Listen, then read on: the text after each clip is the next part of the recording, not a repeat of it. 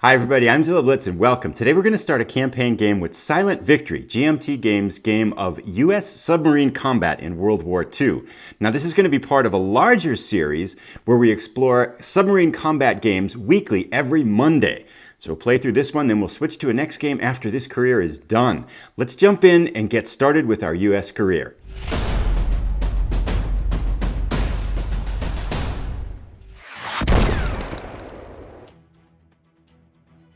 So the very first thing we need to do to start our campaign in the game is to pick our submarine class and our starting date. Now I wanted to start in December 1941, and then I found a chart on Board Game Geek that listed the kind of randomized which class of submarine you would get. And I rolled a die and we ended up with the Salmon class. Now, unfortunately, this isn't what I was hoping. I was hoping we would get a GAR class because the Salmon class only has 4 forward torpedo tubes, whereas the GAR class has 6. And that could be particularly important because, as many of you probably know, at the beginning of World War II, the U.S. submarine forces were hampered by horrific torpedo dud rates. And in this game, on a die roll of 1 to 4 for every torpedo that hits, you have a chance that the torpedo is a dud. So it's going to plague us, I think, in the early part of the war, well into perhaps the second year before that gets all sorted out, if we happen to last that long. So it might be hard for us to do damage with the Salmon class submarine unless we get particularly lucky with our dud rolls here. But to go through a little bit of what the class looks like, we have our crew up here and they are trained. Here is start as a lieutenant commander. That's our captain's rank here. And our crew status is down here. Now, one of the things that I want to carry over from the Hunters series is that we want to ask for some volunteers for the crew status. And what I've done to kind of be, I think, as fair as possible is I've taken the people that were on the waiting list from the Hunters and brought them in as our starting crew. So I'll be the captain, Captain Blitz. We need an executive officer, chief engineer, pharmacist's mate, and then a third officer.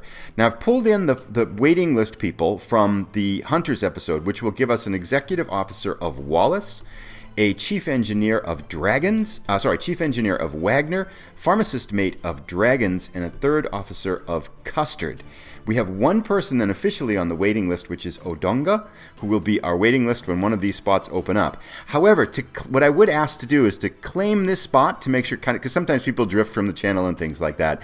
Post a comment down below after this on this video saying that you accept your position as one of the crew members in this.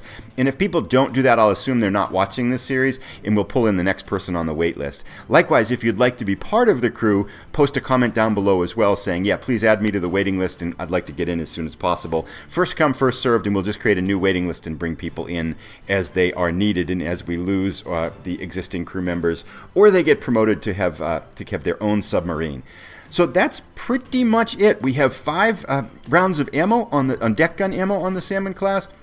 One of the things that is nice, we have 24 torpedoes. I mean, we can expect 2/3 of them to be duds, but we do have 24 shots here, so that's a lot more than we had in our U-boat in the Hunters series. So there's kind of a quick overview of the Salmon class. The next thing we need to do is determine where we start and then what our first mission will be. So let's go get started on that. For patrol areas, there's 2 patrol areas in the game. One is Pearl Harbor, the other are several patrol bases out of Australia. The Salmon class, however, at the beginning of the game starts in the Australian sphere. And additionally, the first mission in December 1941 is a special evacuation mission from the Philippines. This is, of course, the Japanese forces were advancing through the Philippines and through the region here. So we're going to be evacuating some personnel and trying to get them safely back to Australia. We start already at sea, so we don't have to go through the first transit areas. We're going to go into this Philippine mission box, try to save our passengers, and then our mission is a success if we can get them through these Philippine patrol boxes, through the transit boxes, and back into our port in Brisbane. Now, one thing that's different between this game and the Hunters is that each patrol is 2 months rather than 1 month. So we're going to be at sea for quite a while. So with that being said, our first task will be to take our Salmon submarine to this Philippine base and try to Philippine zone and see if we can pick up our passengers safely and then get them back to Brisbane. Let's get started. One thing before we do start on our mission is I would like some help in naming our submarine. We're going to be SS-186, but we do need a name. So if you've got an idea for a submarine name, please drop it down in the comments below. Something historical, something fictional, either way works. I'll probably pick one that I like the best, or maybe we'll do a vote, or I'll just pick it randomly or something like that. But drop a name down below. Again, historical, fictional, doesn't matter. We'll just pick one we like. Let's get started and see if we can rescue these passengers, however. So our Salmon class heads into this northeast corner of the Philippines. This is a very straight up die roll. What we need for this to work here is basically on this chart, we just have to roll anything except a 2, 3, or 4, and we'll be off to a good start. Okay. So an aircraft has spotted us. This is not good. Now we have to go into detection, and this is a really bad start. Let's sort this out. Alrighty, so we immediately have to crash dive, and we're going to have to abort trying to pick up the passengers on this first attempt. The die roll modifiers for this, we need basically a 4 or less would mean we fail and we get attacked by the aircraft. There are a couple of die roll modifiers that apply. Because it's 1941, we get +1 to our die roll. However, because it's a special mission type of evacuation, it's considered that we're operating in shallower waters, so it's a -1. So basically, we need a 5 or more to be able to escape the air attack. A 7. Excellent. Okay. So we've survived that air attack, which next means that what we have to do is to roll again on the mission patrol here. So once again, we're going to go back in and try to pick up our passengers in this zone. Once again, we need a 5 or greater to be able to successfully do that. Let's hope we're lucky this time. 5? Yes. Okay, good. So we did get it. I thought it was right on the border. We just made it in this time, and we're able to pick up our passengers. So successful mission after that, a kind of hairy start there with an aircraft encounter. So I'm going to take our passengers and we will put them on our submarine. We are now carrying passengers on SS-186, and we can proceed into our next patrol zone. All right, so looking at this Philippines chart, it looks like we have a lot of ships and escorts. It's very unlikely that we're going to catch a ship by itself. A 7 or a 9 would be a ship or an escort. A 10 is a convoy. Let's see what we get here on our very first patrol zone. We get a 10. Oh, it starts off big. A convoy for us now. So let us set this up. Alrighty, so I've rolled up our ships here in our convoy. However, it may depend on whether it's day or night as to whether we're going to go in. Because if it's daytime, I think we're going to try to follow until nighttime. We did, however, get a small freighter, small passenger, so probably a troop transport, and a large troop transport. So there are some fairly tempting targets here. However, more importantly, let's see if we have run into this convoy in daytime or nighttime. 1 to 3, it's day. It's daytime. So we are going to attempt to follow. We'll try to roll normally on a roll of a 1 to 5, although this chart says 1 to 4, this is incorrect.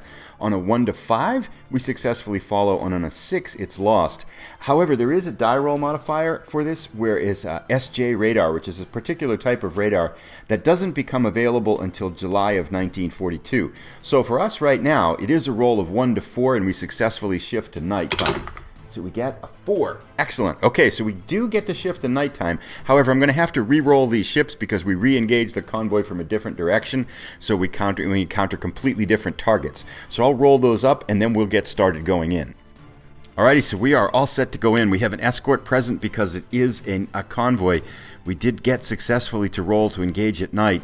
We are going to come in on the surface because there isn't a penalty until 1942. So we have this small window for detection anyway that there isn't a penalty. If we are detected, there will be a penalty on the hits that we suffer from depth charges. But we're going to take the chance there and come in on the surface because that'll give us a modifier of -1 to hit. Now we have 3 targets, a large freighter, which is the Sagaru Maru, 7,000 tons, then 2 passenger freighters, both exactly the same weight. The Boston Maru, which is 5,500 tons, and Clyde Maru, which is 5,500 tons. I'm assuming these might be captured transport ships. But, so we've got our 3 targets here. We are going to come in at medium range, and we're also going to take a little bit of a chance here in that we're going to fire a second salvo because we have 4 torpedoes in our aft tubes. We have to dictate, if we do fire a second salvo in a situation like this, we have to dictate both attacks and commit to both attacks before we roll for either one. So we're going to put Going to kind of, considering we're going to get a lot of duds, we're going to kind of spray these out a little bit though. We're going to put 4 Mark 14 torpedoes, 2 in the first salvo at the large freighter, the Sagaru-maru, because that's the heaviest one, then 1 each at these other 2 passenger ships. Then we're going to do the same thing in the second salvo. Now, so it's a lot of torpedoes getting fired off here, although we're going to expect a lot of duds. So let's get going. Alrighty, let's get started. So we normally we would need a 7 or less to hit. However, because it's a surface torpedo attack, we need an 8 or less to hit. None of the other modifiers apply yet, although in our second salvo round, we're going to have a +1 on that.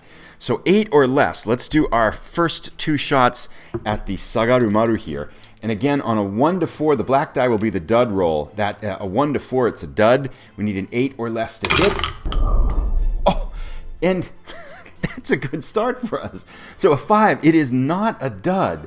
And in this game, unlike in the Hunters, if you roll snake eyes on a torpedo hit, it's a critical hit. So our first torpedo not only detonates, but it's a critical hit, which means we add +3 to the damage on this torpedo, which is pretty much guaranteed that it is guaranteed because yeah, we just sunk the Sagaru-maru, so that's excellent. However, let's continue rolling here for our other torpedoes. Second shot, fire 2. It is a dud and it misses. Now there is an optional rule where this could be a circular run. We're not using any optional rules yet, however, we may use those as the campaign goes on and add those in. But this one did not detonate, so that one goes there. Now let's take our first shot at the Boston-maru, hoping again for not a dud and a hit. We get a dud, it hits, would have hit, but it is a dud. So that one is off to the side as well. Our last shot going against the Clyde-maru. Again, hoping, that's a 3 and a 4. It would have hit, but it's a 3, so it is a dud, either passing under the ship harmlessly or detonating off to the side. So we do, however, roll for damage now on the Sagaru-maru, and we add 3 to the die roll on this, which is really nice. So the torpedo hits, we get a 5, which is 1 damage, +3, however, is 4, which detonates, explodes, and sinks the Sagaru-maru. So a successful first torpedo attack against this. Now we go into our second torpedo attack. We've committed to it, and we've fired these torpedoes, however, so these 2 don't do any damage. We have just the 2 to resolve against our other undamaged escorts. Hoping for a lucky hit here. Now this second attack, normally we would need an 8 or less, but because it's a second salvo, we need a 7 or less, plus we have the dud factor. First one going against the Boston-maru. It misses and is a dud. Failure. Then the Sagaru-maru, the Clyde-maru, the last one here. It misses and is a dud. So, but all things considered, I'm pretty happy. Now we have to see, however, if we can escape detection. Alright, so to escape detection, normally we need an 8 or less. However, because we fired a second salvo, we gave them more time to detect our location. And we cannot exceed test depth on this first attempt here because we're attacking on the surface. So we need a 7 or less to get out of here okay. Oh, just made it. Nice. So a 7. We have successfully escaped detection here, and we've got our first ship sunk. Excellent work. Let's continue on. Now we have a decision to make. Because we've successfully ended this encounter with the convoy, however, we can attempt to follow it too. Now normally the die roll is a 1 to 5, however we don't have any SJ radar available, so it is a 1 to 4 to successfully follow, and then we can re-engage with the convoy. We still have, what, 8, 12, 16 torpedoes left, so we're going to keep following. Let's see if we can follow this convoy. A 2. We've successfully followed it. Now, I am going to roll now to see if it is day or night. We're going to try to switch to night if it is day. Let's see what we get here, because that will influence whether we're going to go in or not. So 1 to 3, it's day. 4 to 6, it's night.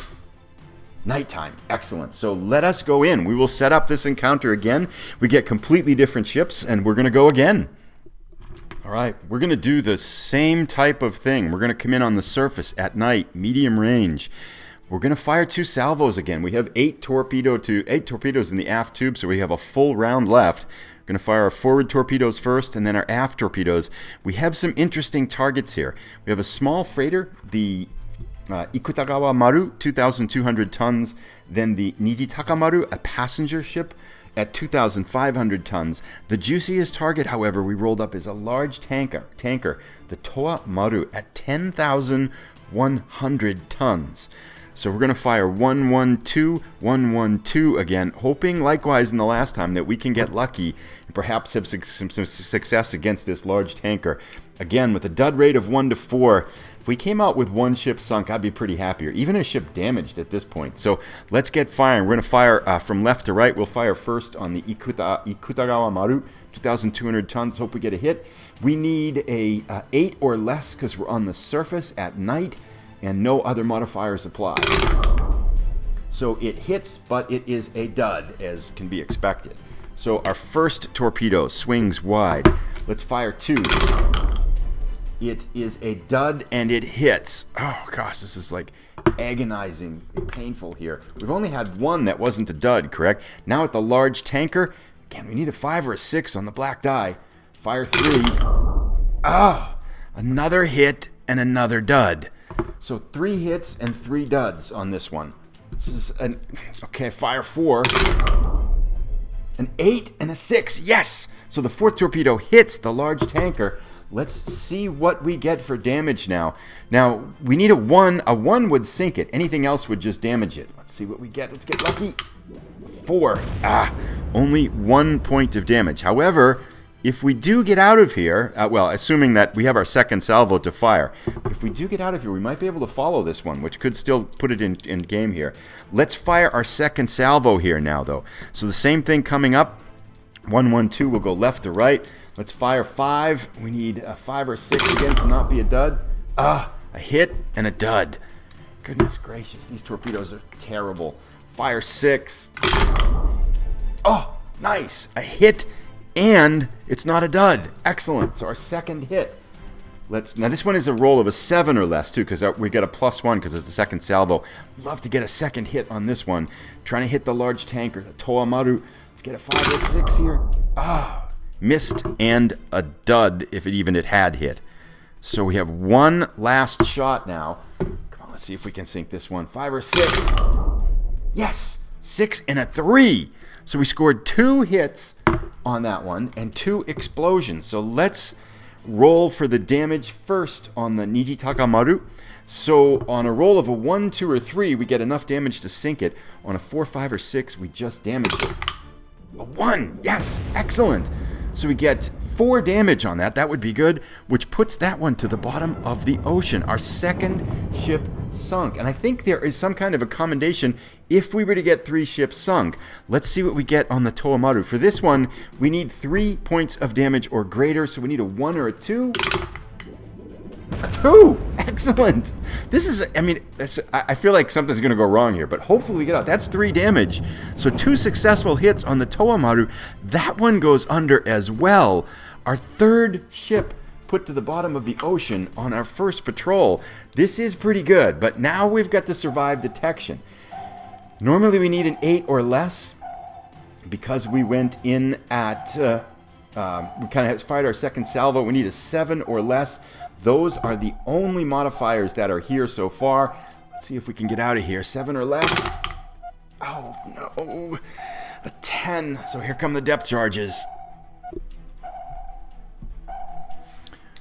Alrighty, so we have put the salmon in here. Now here's how many hits we get.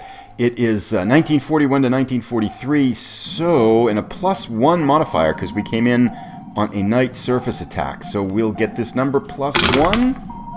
7 + 1 is an 8, which is 2 hits onto our salmon. So let's see what kind of damage we get. This is a double die roll, so the black die is first. Rolling here, we get a 12. Flooding. Okay, so I need the flooding marker. 1 second. Alrighty, so we got our flooding marker on the game. We've added 1 to it. Let us now go in to roll for our second one.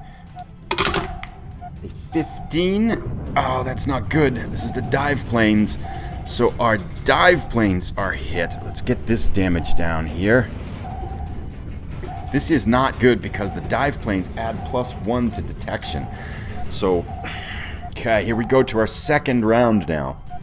Right. Before this, however, we have to roll to see if there's additional flooding, because on a roll of a 5 or 6, we take some additional flooding. A 1. We do not. So that is successfully stopped the flooding. However, with our dive planes out now, in order to escape detection in the next round, normally we need an 8 or less. However, die roll modifiers are the dive planes are out, so we add 1 to that, which means we need a 7 or less. And we were previously detected, so we need a 6 or less. We are immediately going to exceed test depth now. We're going to take that risk here, and that gives us a... Oh, wait a second, I think flooding is here, right? Yes, flooding is here now. We're going to exceed test depth, which is going to damage our hull, and we have to make a successful roll on that. Alright, so on this first time, because we're exceeding test depth, we can't roll less than a 1 with 2 dice, so no problems there on exceeding test depth. Now, however, we need to see if we can escape detection. Fingers crossed, we need a 7 or less. 8. Okay, so we're going to roll for hits again. Now, there is no plus modifier on this one because that night surface attack modifier is for the first round only. So this is our total number of hits here. 6, which is 1 hit. Okay, that's not too bad. Let's see what we get. 46 is the diesel engine number 4. Oh, that's not good. Okay, let's figure out what that means. Alright, apparently diesel engines here, unless we lose a lot of them, we're doing okay here. So that's not a problem. So now we need to go back to escape detection. We are once again going to try to exceed test depth here to try to get the die roll in our favor. Because we do that, we have to roll for damage. We need greater than a 2 to make that maneuver successfully. A 5. So we suffer no additional damage because of that. However, we must escape detection again. We need an 8 or less normally. Once again, we've been previously detected, so we add 1 to the die roll. Dive planes are out, so we add 2 to the die roll. We are going to exceed test depth, so we only add 1 to the die roll. So we need a 7 or less to escape detection here. Yes! A 1 and a 4, a 5. So we successfully escaped detection, and we are out of danger. Let's now see if we can repair these systems.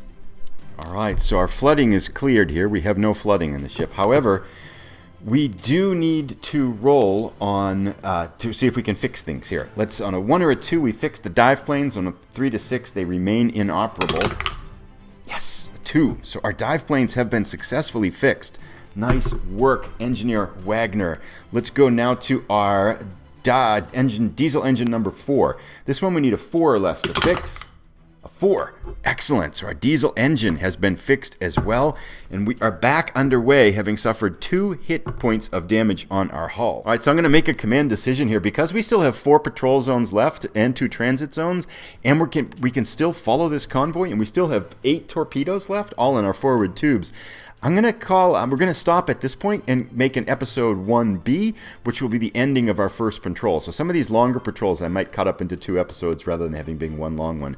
So we will be back next Monday to finish up this first patrol. So far, so good, though. For SS-186, we've sunk the Sagaru Maru at 7,000 tons, the Nijitaka Maru at 2,500 tons, and the Toa Maru at 10,100 tons. So a lot of tonnage and 3 ships sunk. So despite the high dud rate, we've had some lucky hits here.